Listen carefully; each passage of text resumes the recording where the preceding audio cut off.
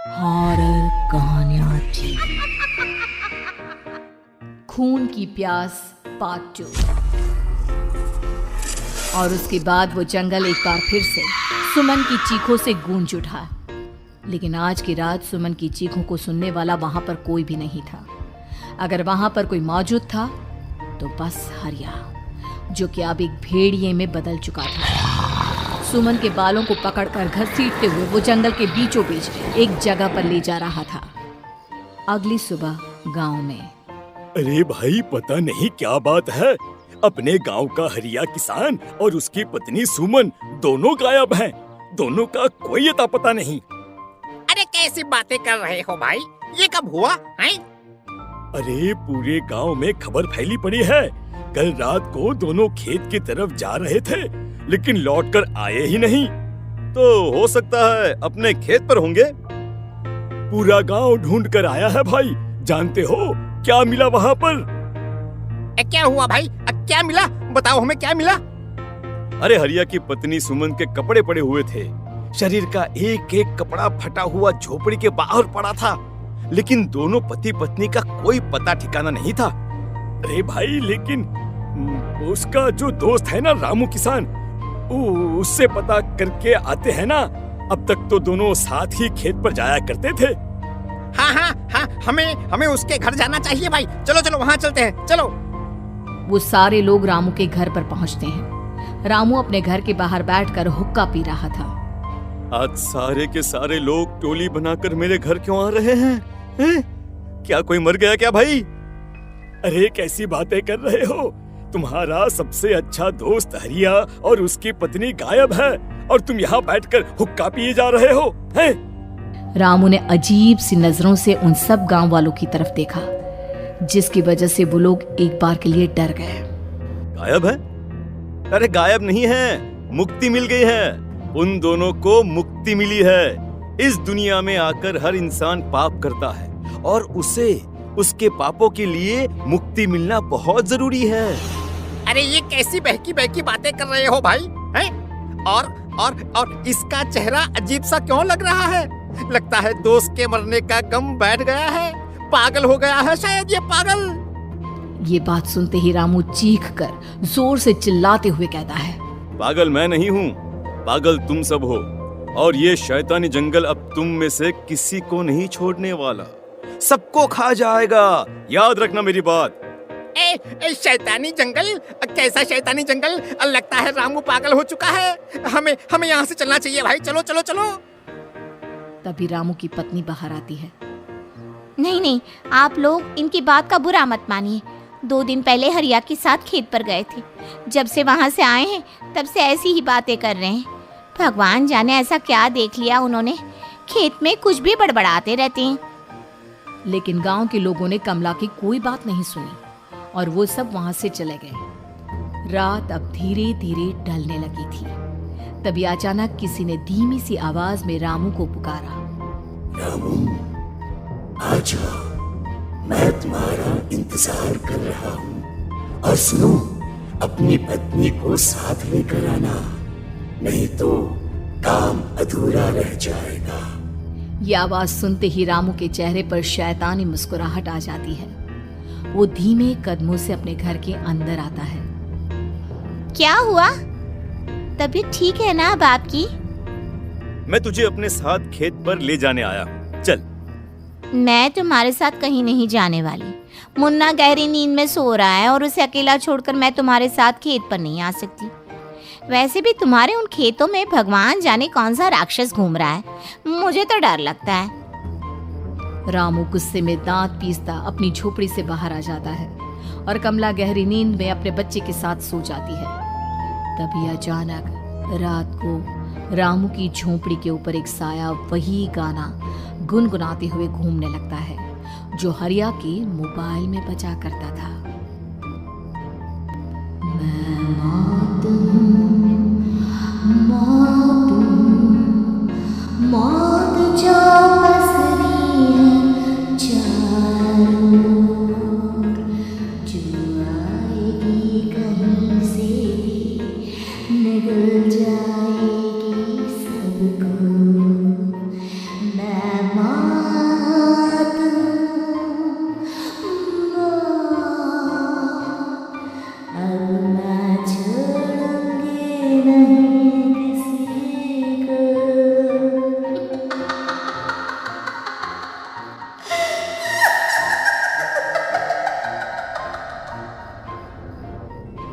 ये आवाज सुनकर रामू की पत्नी कमला की आंख खुलती है और वो देखती है कि उसका मुन्ना अपनी जगह से गायब था। कमला चीखते हुए बाहर दौड़ कर आती है।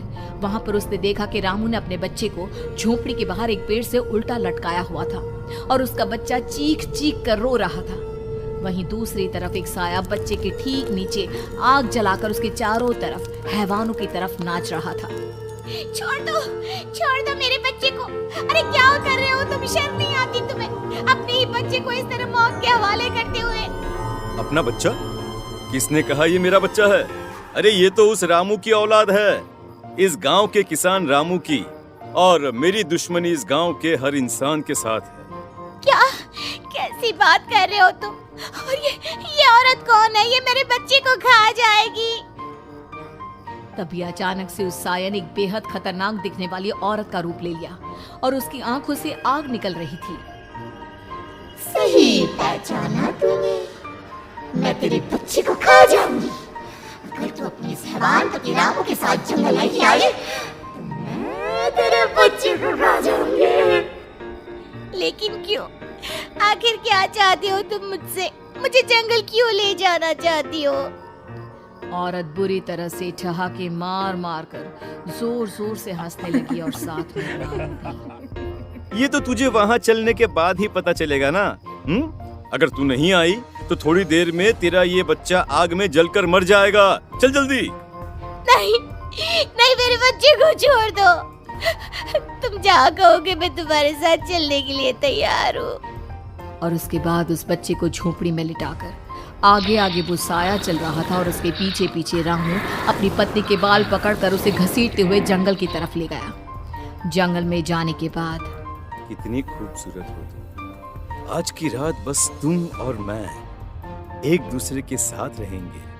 मुझे तुमसे बहुत डर लग रहा है। तुम्हें क्या हो गया है? तुम तो बिल्कुल ठीक थे। वो होगा जो हमारे बीच होना चाहिए। तो आओ आओ, अपने आप को मेरे हवाले कर दो। कमला ने डर की वजह से अपनी दोनों आंखें कसकर बंद कर ली थी। रामू ने बुरी तरह से चीख कर कमला से कहा, आंखें खोलो अपनी और मेरी तरफ देखो। कमला ने जैसे ही अपनी आंखें खोली उसने देखा कि रामू एक खतरनाक खूनी हैवान में बदल चुका था। कौन हो तुम? जाने दो मुझे। क्या चाहते हो मुझसे? वही जो एक आदमी एक औरत से चाहता है। मैं तुम्हारा पति रामू नहीं, बल्कि इस जंगल का एक भेड़िया हूँ, और आज की रात तुम्हारे खून से अपनी प्यास बुझा जाऊं। और उसके बाद वो जंगल कमला की दर्दनाक चीखों से गूंज उठा। अगली सुबह कमला के कपड़े भी जंगल में उसी तरह पाए गए जैसे कि सुमन के पाए गए थे। इस घटना के बाद पूरे गांव में दहशत का माहौल था। अपने माँ बाप की मौत और गांव में हो रहे इस तरह की घटनाओं की खबर सुनकर किशन शहर से गांव लौट आया था। अपने माँ बाप की बेदर्द मौत की वजह से वो बहुत परेशान था। तभी अचानक उसे अपने घर में खाट के नीचे पड़ा हुआ वो मोबाइल फोन मिला जो उसने अपने पापा हरिया को गिफ्ट किया था। अरे कितने प्यार से पापा के लिए मोबाइल फोन लेकर आया था। इसे एक दिन भी काम में नहीं ले पाए। और आखिर कौन है जो गांव में इस तरह की हत्याएं कर रहा है? क्या है इन सब के पीछे? क्या है? मुझे पता करना ही होगा, वरना एक दिन पूरा का पूरा गांव खाली हो जाएगा। इस गांव में एक भी जिंदा इंसान नहीं बचेगा। गांव के लोगों की मदद करने के इरादे से किशन अपने गांव से दूर एक दूसरे गांव में बहुत बड़े तांत्रिक के पास मिलने के लिए गया। तांत्रिक बाबा, अब आप ही कुछ उपाय बता सकते हैं। भगवान जाने हमारे गांव को किसकी नजर लग गई है। नजर नहीं लगी है, किसी ने तुम्हारे गांव को बद्दुआ दी है। किसी सताई हुई आत्मा का प्रकोप है और अब वो पूरे गांव में किसी को नहीं छोड़ेगी जब तक उसकी आत्मा को शांति नहीं मिल जाती। अरे लेकिन ऐसा कौन है बाबा? किसकी आत्मा है और कैसे मिलेगी उसे शांति? मौत है मौत, कहीं से भी आएगी और सबको निगल जाएगी। इससे बचने का सिर्फ एक ही उपाय है, लेकिन उस उपाय को करना आसान नहीं होगा। जो भी उस उपाय को करने की कोशिश करेगा उसकी जान जा सकती है। भले ही मेरी जान चली जाए, लेकिन मैं अपने गांव के लोगों की जान बचाने की पूरी कोशिश करूंगा बाबा। तो ठीक है, फिर अगली अमावस की रात जैसा मैं कहता हूँ वैसा ही करना। अमावस की रात तांत्रिक के बताए अनुसार किशन अपने साथ केरोसिन लेकर जंगल की तरफ चल पड़ा। उसके हाथ में देवी के मंदिर का सिंदूर भी था। किशन जंगल के बीचों बीच पहुंचा। ये देखकर उसकी आंखें फटी की फटी रह गई। वहां एक उबलते पानी का तालाब था और कई लोगों की लाश लटक रही थी। किशन के माँ बाप की लाश भी वहीं थी। माँ, बापू, क्या हो गया? ये क्या हो गया? तभी वहां पर एक औरत और आदमी आते हैं। उन्हें देखकर किशन चौंक जाता है। गोपाल काका, आपकी तो 5 साल पहले मौत हो गई थी। और निर्मला काकी, आप? मौत तो हो गई थी, लेकिन तुम ये नहीं जानते कि हमारी मौत कैसे हुई थी। क्या कहना चाहते हैं आप?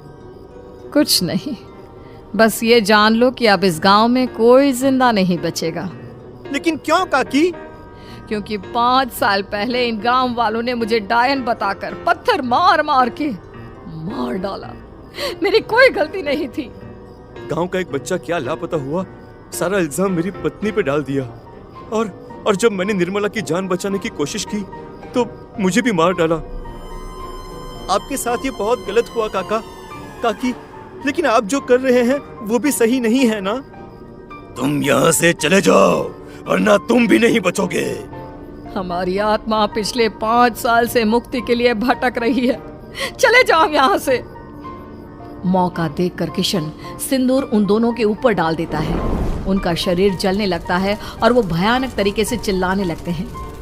अगले ही पल किशन उनके ऊपर केरोसिन डाल देता है और वो दोनों जल जाते हैं। किशन अपने माँ बाप और दूसरी लाशों का अंतिम संस्कार करवाता है और अपने घर लौट आता है।